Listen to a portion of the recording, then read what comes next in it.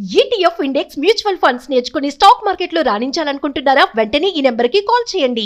నమస్తే రమగారు. నమస్తే జయ. రమగారు, కొంతమంది కొంచెం అమాయకంగా ఉన్నారనుకోండి, వాళ్ళ మీద పెత్తనం చేస్తుంటారండి. వాళ్ళకి అసలు అలా గట్టిగా మాట్లాడాల్సిన అవసరం ఉండదు. వీళ్ళు మెత్తగా ఉన్నారు కదా, ఏదో ఒకటి అనేస్తే అయిపోతుంది, నా మాట చెల్లిద్ది అనే ఆలోచన ఉన్నవారు పనికి మాలిన పెత్తనం అంటారు చూస్తారా, అవి చేస్తూ ఉంటారు. అమాయకంగా ఉండక్కర్లా, దానికి పెత్తనం చేసే పద్ధతి ఉంటుంది కొంతమందికి. అంతే, అది అక్కడ సాగినా సాగకపోయినా మాట్లాడేస్తే ఏదో ఒకటి అనేస్తూనే ఉంటారు కదా. ఎలా రమ్మగారు వాళ్ళని కంట్రోల్ చేయటం, లేకపోతే మనం ఎలా తప్పించుకోవటం? జనరల్గా జయ, ఇప్పుడు ఎలా ఉందంటే సమాజం, అసలు ఎవరికి ఏమీ చెప్పలేం జయ. మన పిల్లలే మన మాట వింటల్లా, మన మొగుళ్ళే మన పిల్లలే మన మాట వింటలేదు. ఎవడి ఐడియా వాడిది. Never ever judge me. నన్ను ఎప్పుడూ జడ్జ్ చేయొద్దు, నాకేమీ సలహా చెప్పద్దు, నా రకంగా నేనుంటా, నా ఇష్టం వచ్చినట్టు నేను చేస్తా అనే సమాజంలో ఉన్నాం పూర్తిగా మనం ఇప్పుడు. నువ్వు బుడ్డ పిల్లలు 8 ఏళ్ళు 7 ఏళ్ళ చిన్నపిల్ల దగ్గర నుంచి నా ఇష్టము, నా ఫ్రెండ్సు, నా రకము, నాది, నా టేస్టు, నాకు నచ్చిందే, నేను అనుకున్నదే, అక్కడి నుంచి పెళ్లి చేసుకోబోయే పిల్లల దాకా. పిల్లలు పెళ్లి చేసుకోవటమే వాళ్ళ పెళ్ళిళ్ళు, వాళ్ళ ఇష్టం. ఆ పెళ్ళికి చేయవలసిన వేషం అంతా వాళ్ళ ఇష్టం. వాళ్ళు ఆ తర్వాత ఏం చేయాలి అది వాడి ఇష్టం. ఉద్యోగం చేయాలా వద్దా వాడిదే ఇష్టం, పోనీ దానిదే ఇష్టం. ఆ చేసుకున్న పెళ్ళిలో నిభాయిస్తావా నిభాయించడం కూడా వాడిష్టమే. దేవుడు పూజ, ఇంట్లో అమ్మా నాన్న పూజ పునస్కారం అన్నీ చేసుకుంటారు. ఈ పిల్లాడు నేను ఎథిస్టుని అంటాడు. వాడు ఎథియిజము చెప్పలేకపోతాం. వాడు ఆయన ఎవరో గురువు గారి దగ్గరికి వెళ్తాడు. ఈ అమ్మా నాన్నకి ఆ గురువుకు అంతుపట్టడు, వీడు మాత్రం పోతాడు అక్కడికి. వాడికి చెప్పకూడదు. నా ఐడియాస్ ఈ సమాజం, ఇది తప్పని నేను అంటలేదు, తప్పు కాదు, ప్రస్తుతపు సమాజం ఇది. ఓకే, ఊరందరికీ శకునం చెప్పే బల్లి కుడితొట్లో పడి చచ్చినట్టు ప్రపంచంలో వాళ్ళందరికీ మంచి మాటలు చెప్పగలిగే మహానుభావులు కూడా, ఇన్క్లూడింగ్ మీ, నన్ను కూడా అందులో కలుపుకోవాలి. అందరికీ మంచి విషయాలు చెప్పగలిగే వాళ్ళు తమ సొంత పిల్లలకి చెప్పలేని రోజు ఇది. వాళ్ళు వినరు, నువ్వు నాకు చెప్పకంటారు అంతే. ఇప్పుడు ఎవరి మీద చేస్తాం పెత్తనం? ఓహో, మీరు అసలు పెత్తనం చేయటానికే అవకాశం లేదండి. అవకాశమే లేదు. అయినా కూడా వాళ్ళ సంగతి చెప్తాం, వాళ్ళ సంగతి చెప్తాం. వాళ్ళు ఎలాగో ఉంటారు. అస్సలు మనం ఎవరికీ చెప్పలేని రోజు. ఎవరి మాట వింటున్నారమ్మా? ఎక్కడ వింటున్నారు అమ్మగారు? నేను చెప్తున్నాక, చిన్న పిల్లల దగ్గర నుంచి నా ఇష్టం అనేవాళ్లే ఉన్నారు చాలా. ఒకవేళ వాళ్ళు ఒప్పుకున్న కొద్ది రోజులే, ఏదో ఒక దశలో అది మొత్తం అప్సైడ్ డౌన్ అయిపోతుంది, టర్న్ అయిపోతుంది. ఇప్పుడు ప్రస్తుత సమాజం అది. వీడు ప్రతివాడు తనకిష్టమైన వాళ్ళ దగ్గర నుంచి వినటానికి ఇష్టపడతాడు. వీడు నచ్చే, ఇప్పుడు నేను నచ్చాను, నీ కూతురు నేనేం చెప్పినా వింటుంది. అదే కథ నువ్వు చెప్తే ఇది కాదు నువ్వు మొన్న చెప్పకో అంటుంది. అవును, నేను చెప్తే అదే కోతి కథ మళ్ళీ వింటానంటుంది. అవును. ఇప్పుడు నేను ఈ విషయం వీళ్ళ దగ్గర వినాలి అని పెట్టుకుంటాం. మనం కూడా అంతే మనం కూడా అంతే. అవును. అయితే ఇప్పుడు సమాజం ఎలా ఉందంటే, వీళ్ళు ఖచ్చితంగా దీనికి వీళ్ళు అని పెట్టుకుంటారు, వాళ్ళనే వింటారు. ఒకడు అన్నిటికీ గూగుల్ చేస్తా అంటాడు. గూగుల్ తల్లిని తప్పిస్తే ఎవరిని నమ్మడు వాడు. ఒకళ్ళు ఇంకొకళ్ళు ఏ పెద్దమ్మో పిన్నమ్మో ఒక పెట్టుకుంటారు, నాన్నో బాబాయ్యో పెట్టుకుంటారు, ఫ్రెండ్స్ని పెట్టుకుంటారు చాలామంది. ఫ్రెండే వీళ్ళకి విడాకులు తీసుకోవాలో వద్దో చెప్తారు, ఈ డ్రెస్ వేసుకోవాలో వద్దో చెప్తారు, ఎక్కడికైనా వెళ్ళాలో వద్దో చెప్తారు. ఫ్రెండ్స్ మీదే వాళ్ళ పెత్తనాన్ని ఒప్పుకుంటారు. మన ప్రస్తుత సమాజం ఇది అని మనకు ఒక 100 మెసేజ్లు రావాలి చేయ దీని మీద, అవును అని. అందరూ అంతే, అందరి పరిస్థితి అది. కాకపోతే ఇందులో కూడా పెత్తనం చేసేవాళ్ళు ఉంటారు.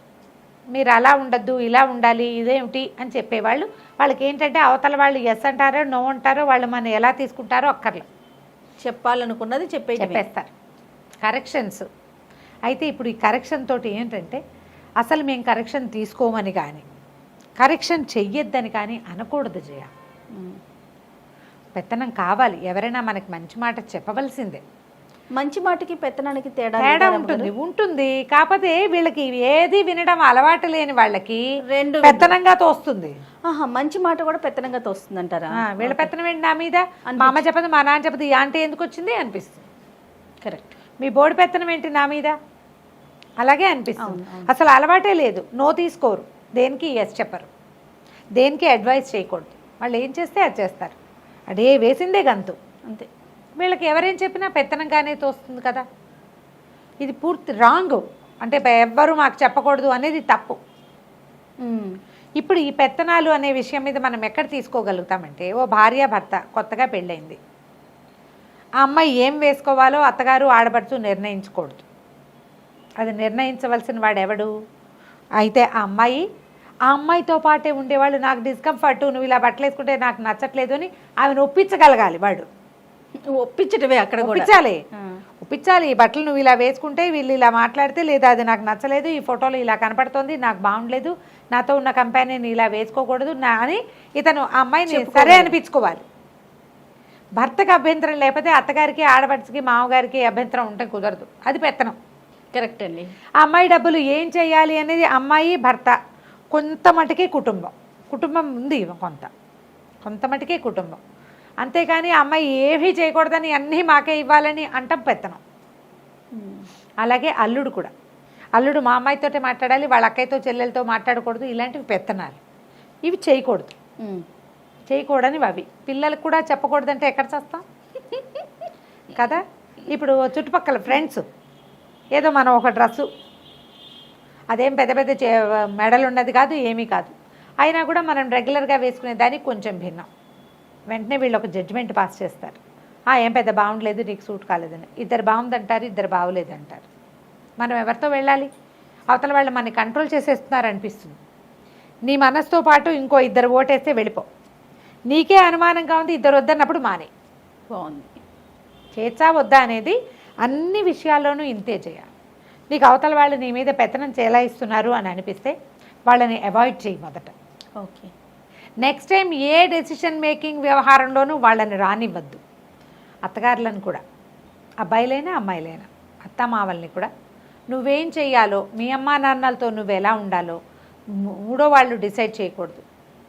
ఇద్దరు భార్యాభర్త డిసైడ్ చేసుకోవాలి. దీని మీద అబ్బాయో అమ్మాయో రెండో వాళ్ళని ఒప్పించుకోవాలి. మిగిలిన ఫ్యామిలీ ఇష్యూస్ కూడా ఉంటాయి తప్పకుండా, కుటుంబానికి కొంత అవకాశం ఇవ్వాలి. కానీ పూర్తి అవకాశం వాళ్ళకే ఇచ్చి చేయకూడదు. నువ్వు నలిగిపోకూడదు దాని కింద పడి, వాళ్ళ పెత్తనం కింద నువ్వు నలగకూడదు. నువ్వు కూడా కొంచెం నుంచినందుకు నీకు అవకాశం కావాలి కదా. ఒకవేళ అవతల వాళ్ళు నీ మీద అనవసర పెత్తనం చేస్తున్నారు అని అనిపిస్తే కొన్ని అవసరాలు ఉంటాయి. అందులో ఏంటంటే, నువ్వు రాత్రి వేళ దూరంగా ఎక్కడికైనా వెళ్ళటం, నువ్వు ఒంటరిగా ఎక్కడికైనా వెళ్ళటం, తెలియని కొత్త ప్రదేశానికి వెళ్ళటం, తెలియని కొత్త వ్యక్తుల దగ్గరికి స్పెండ్ చేయటం, నీకు ఆహారం విషయంలో, చిన్నపిల్లలకు పెట్టే ఫుడ్డు, అలాంటి వాటిలలో ఇతరుల మాటలు తప్పకుండా వినాలి. వాటిని పెత్తనంగా భావించద్దు. రాత్రి 12ంటికి పార్టీకి వెళ్దాం అనుకుంటాం. ఇది నేను మీన్ చేసి చెప్పట్లేదు జయ, జనరల్గా చెప్తాను. మా అమ్మ నాన్న వెళ్ళనిచ్చేవాళ్ళు, మా అత్తగారు ఒప్పుకోవట్లేదు అని అత్తగారిది పెత్తనంగా భావించద్దు. సేఫ్టీ మెజర్గా భావించండి, మీకు సేఫ్టీ ఉంటుంది అందులో. పోనీ వద్దంటున్నప్పుడు మీరు ఏం చేయొచ్చు, కాదండి ఇదిగో వీళ్ళు ముగ్గురు వస్తున్నారు, వాళ్ళ ముగ్గురు ఫోన్ నెంబర్లు మీకు ఇక్కడే ఇస్తాను, నేను ఫోన్ తీయపోతే ఒకవేళ ఏదైనా ఇబ్బంది అయితే వాళ్ళలో ఎవరికైనా మీరు ఫోన్ చేయొచ్చు, ఇలా చెప్పండి. వాళ్ళు సాటిస్ఫై అవుతారు, మీరు మీ చేయదలుచుకున్న పని చేయొచ్చు. అమ్మదే పెత్తనంగా భావించే రోజులు ఇవి. అత్తగారుల పెత్తనాలు ఎట్లా సహిస్తాం మనం? చర్చలేకపోతాం కదా.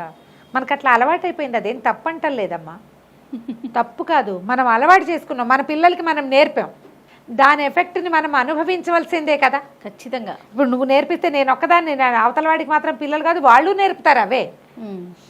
ఊరందరూ ఒక ఏబిసిడియే కదమ్మా నేర్చుకుంటారు. నాకు మా ఇంటికి ఒక ఏబిసిడి, మీ ఇంటికి ఇంకో ఏబిసిడి ఉంటుందా? ఉండదు కదా. నా పిల్లలకి ఎవరు కంట్రోల్ చేయకూడదు, మా పిల్లల్ని ఎవరు కేకలేయకూడదు, ఇవి తల్లులకి తండ్రులకి సహజంగా ఉండే భావాలు.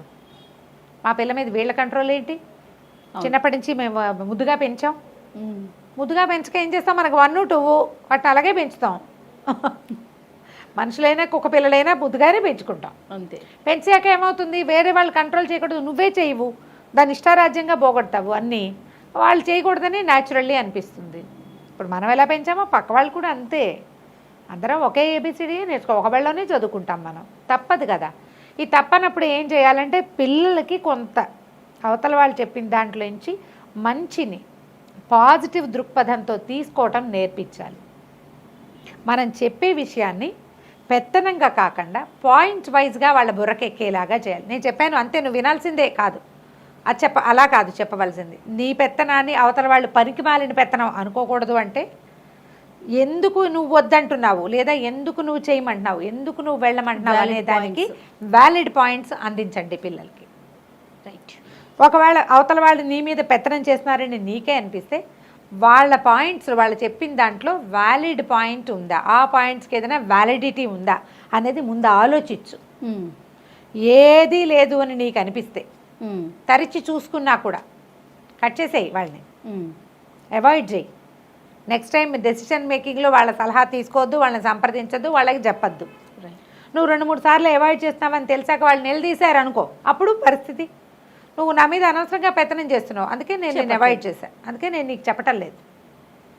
పిల్లల తల్లులు కూడా అంటారమ్మా, చెప్పరు, దాచేస్తారు. ఎందుకంటే తల్లుల ఓవర్ రియాక్షన్ వల్ల రియాక్ట్ అవ్వద్దు. పిల్లలు గర్ల్ ఫ్రెండ్స్ బాయ్ ఫ్రెండ్స్ ఉన్నారు, గర్ల్ ఫ్రెండ్స్ ఉన్నారు లాంటి విషయాలు, ఎక్కడికైనా వెళ్ళటము, దొంగతనాలు చేయటము, ఎక్కడికో వెళ్ళిపోయి ఏదో చేసేయటము, అడ్వెంచరస్ బిహేవియరు, కొత్త కొత్తవి ఎక్స్ప్లోర్ చేయటము, ఇలాంటివి వేగ్గా మనకు అర్థమవుతాయి. కేకలేసి మాన్పటానికి ట్రై చేయొద్దు. పిల్లల్లో ఉన్న ఉత్సాహాన్ని ఏమిటో అది మనం అర్థం చేసుకుంటే దాంట్లో ఉన్న సేఫ్టీ ఏమిటి, అన్సేఫ్ థింగ్ ఏంటి, ఏ ప్రమాదం పొంచుంది అందులో, అది మీరు అర్థమయ్యేలా చెప్పగలిగితే పిల్లలు వ్యాలిడ్ పాయింట్స్ని తీసుకోగలిగే అలవాటు చేసుకుంటారు. వాళ్ళ మీద ఎవ్వరూ అనవసరంగా పెత్తనం చేయలేరు, ఎందుకంటే వీళ్ళ దగ్గర పాయింట్స్ ఉంటాయి.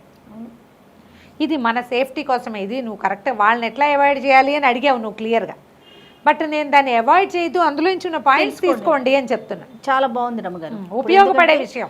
వెంటనే నచ్చకపోతే మనం ఏం చేస్తాం, ఇది వద్దు అని డిక్లేర్ చేసేస్తాం. మీరు అన్నట్లుగా దాంట్లో అసలు వాళ్ళు దేన్ని ఇష్టపడుతున్నారు, అది దాంట్లో వచ్చి మంచి చెడులు ఏంటని కనుక మనం చెప్పగలిగితే వాళ్ళు ఎంకరేజ్ చేసినట్లు ఉంటుంది. ఫ్రెండ్స్ కూడా నో అనేటప్పుడు ఎందుకు నో అనేది మనం చెప్పగలగాలి. ఎస్, అర్థం చేసుకుంటారంటారా? డెఫినెట్గా ప్రాక్టీస్ చేయాలి, అది మనకు అవసరం కదా జయ. ఇప్పుడు మనం అందరినీ అవాయిడ్ చేస్తాం, మనకు మనుషులు ఎవరు కాదు రమ్మగారు, నేను అనేది పిల్లలు అర్థం చేసుకుంటారంటారా? డెఫినెట్గా మనం నేర్పాలి అది. ఎస్, మనం నేర్పించాలి. ఏదైనా ఒకటి నో అంటే, ఇప్పుడు కాదు జయ నువ్వు కంప్యూటర్ అడిగింది అనుకో మీ అమ్మాయి, దానికి నీ దగ్గర ఉన్న 25-30 వేలది చాలదు, 70-80 వేలది కావాలి. అప్పుడు మనం ఏం చెప్తాం దానికి సహజంగా, అమ్మలు ఇంతంతగా డబ్బులు ఇప్పుడు చిన్న క్లాసే కదా, చిన్న క్లాస్, నువ్వు చిన్న క్లాసు ఎందుకు ఇది చెప్పచ్చు, నువ్వు చిన్న క్లాసు ఒకటి, వాళ్ళు ఎవరి దగ్గర ఉందంటే వాళ్ళ దగ్గర డబ్బులు బాగా ఉండుంటాయి నాన్న, మనం కూడా సేవ్ చేద్దాం, నువ్వు కొన్ని ఖర్చులు తగ్గించు, నువ్వు కూడా సేవ్ చేసి నెక్స్ట్ ఇయర్ కొందాం. నెక్స్ట్ ఇయర్కి దాని అవసరం లేదని మీ అమ్మాయికి ఆటోమేటిక్గా అర్థమైపోతుంది. అవును, ఎక్కడికైనా వెళ్ళటం, అక్కడ ఉన్న ఏమిటి ప్రమాదం, ఇబ్బంది ఏంటి, మనకేమి ఇబ్బంది, మనం ఎందుకు వద్దనుకుంటాం, ఎస్ అది కొంచెం అర్థం. చాలా విషయాలు మనం చెప్తే అర్థమవుతాయి జయ. 90% మనం చెప్పం, నో అంటూ ఉంటాం, అంతే. రీజన్స్ చెప్పలేకపోతాం. కొన్నిటికి రీజన్స్ ఉంటాయి కదా గ్యారంటీగా, చిన్న ఉంటాయి, వీటికి ఎందుకులే మనకి అని అనిపిస్తుంది, వాటిని నో చెప్తే కోపం వస్తుంది పిల్లలకి. రీజన్స్ ఉన్న విషయాల్ని ఆ రీజనింగ్ తోటి ఒప్పిస్తే పిల్లలు వినడానికి అలవాటు పడతారు జయ, వింటే మంచిది మనకి. సో ఇప్పుడు మీరు చెప్పిన దాన్ని బట్టి నాకేమర్థమైందంటే పెత్తనం కూడా మంచిదే. అంతేనా రమ్మ? అంతే. రైట్. నమస్తే. నమస్తే.